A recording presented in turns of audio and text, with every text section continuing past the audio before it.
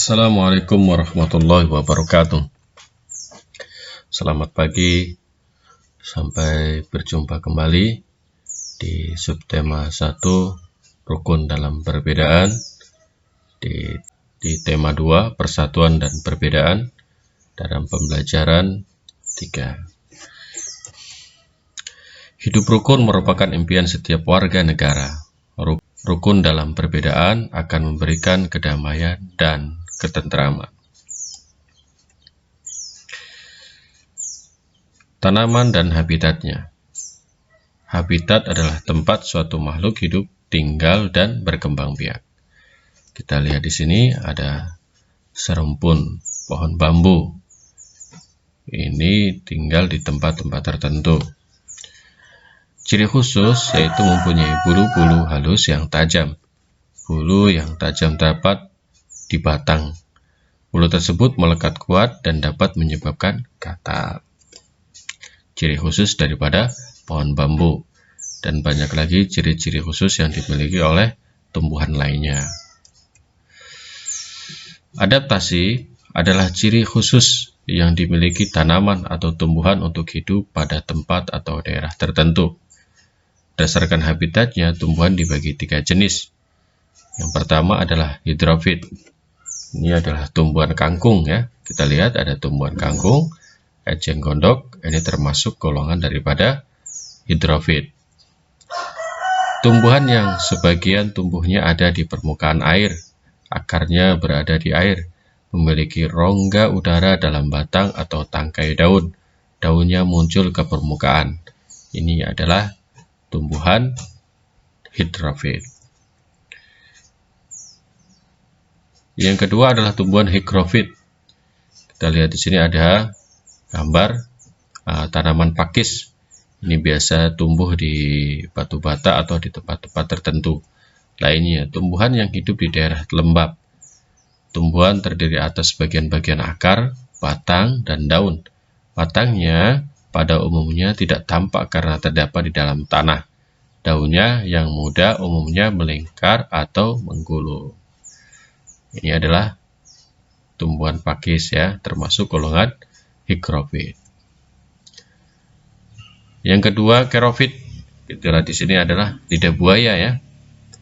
Iya, tumbuhan yang hidup di daerah yang kering.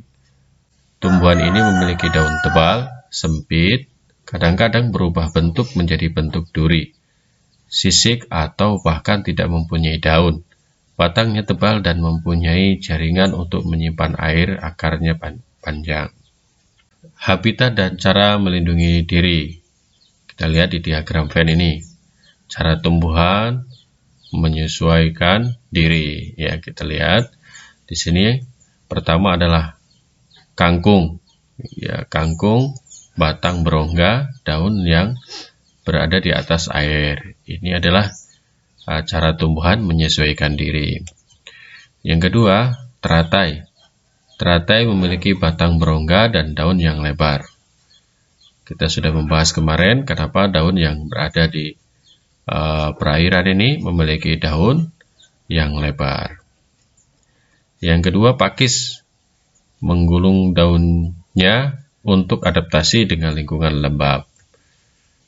Yang ketiga, yang keempat, lidah buaya memiliki daun tebal, sempit, berbentuk duri, dan sisik. Kemudian eceng gondok, tangkai daun berongga dan daun lancip.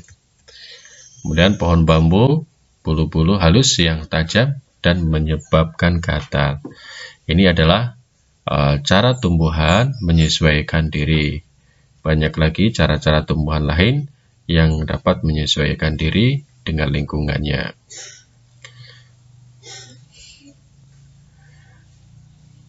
Yang berikutnya, diagram cara tumbuhan melindungi diri. Kalau yang tadi menyesuaikan diri, sekarang cara tumbuhan melindungi diri. Yang pertama ini pohon gadung. Gadung dengan cara memproduksi racun di buahnya. Maka ketika Anda mengkonsumsinya juga, pengolahan pohon gadung ini berbeda dengan yang lainnya. Kemudian nangka. Nangka ini memiliki getah yang banyak dan lengket. di batang, di buah, dan di daunnya. Putri malu, daunnya mengatup jika terkena rangsangan. Kemudian mawar, memiliki duri pada batangnya. Kemudian bunga bangkai. Bunga bangkai adalah memiliki bau busuk untuk menarik serangga.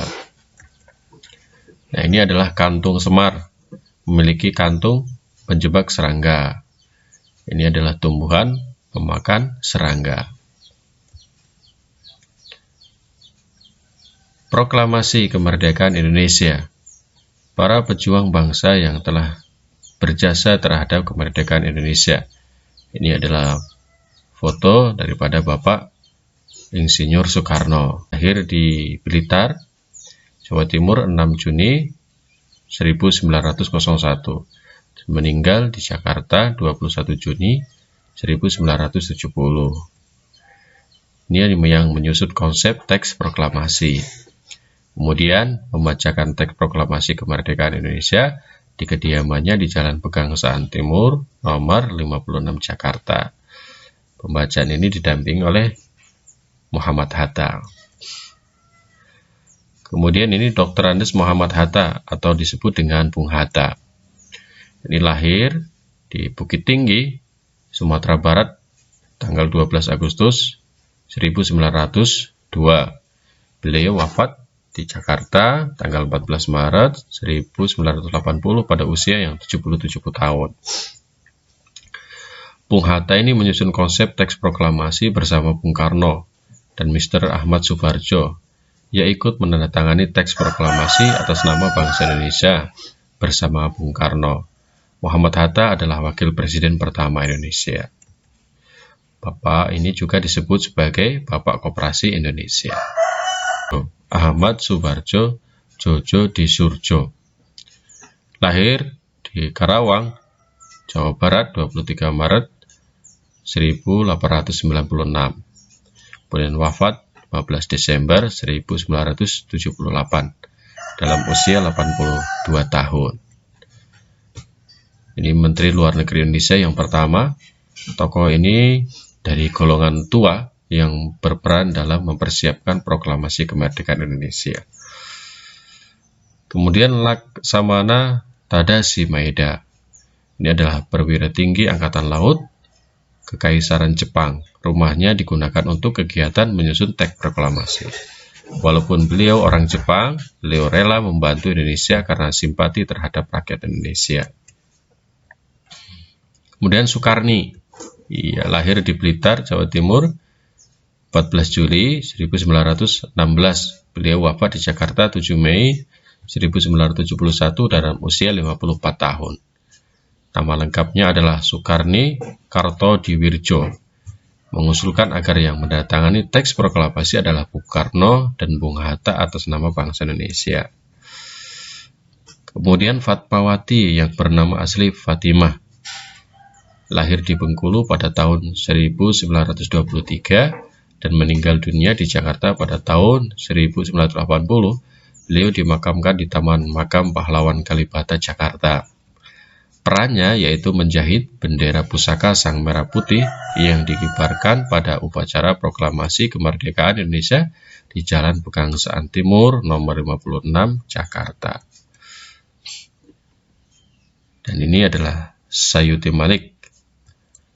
Sayuti Malik mengetik naskah proklamasi setelah ia sempurnakan dari tulisan tangan Bung Karno.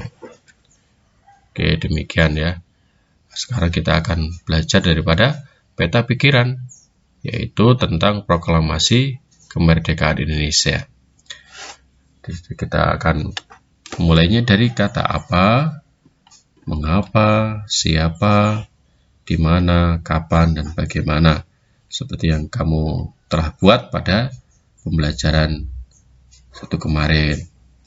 Apa ini akan timbul? Apa tokoh-tokoh proklamasi kemerdekaan Indonesia? Kemudian mengapa para pejuang bangsa yang telah berjasa terhadap kemerdekaan negara Indonesia? Siapa? Soekarno, Muhammad Hatta, Ahmad Subarjo, Laksamana Tadasi Maida, Soekarni, Fatmawati, Sayuti Malik. Nah, ini tokoh. Kemudian di mana? Di Jakarta, misal. Kapan? Menjelang proklamasi kemerdekaan Indonesia. Bagaimana? Nah, ini jawabnya, mereka adalah pejuang bangsa yang tidak boleh dilupakan. Ini adalah bagian dari jawaban-jawaban. Nanti kamu buat pertanyaan yang sesuai dengan jawaban-jawaban ini. Silahkan ya. Oke, terima kasih. Mudah-mudahan bermanfaat. Bapak akhiri, Assalamualaikum warahmatullahi wabarakatuh.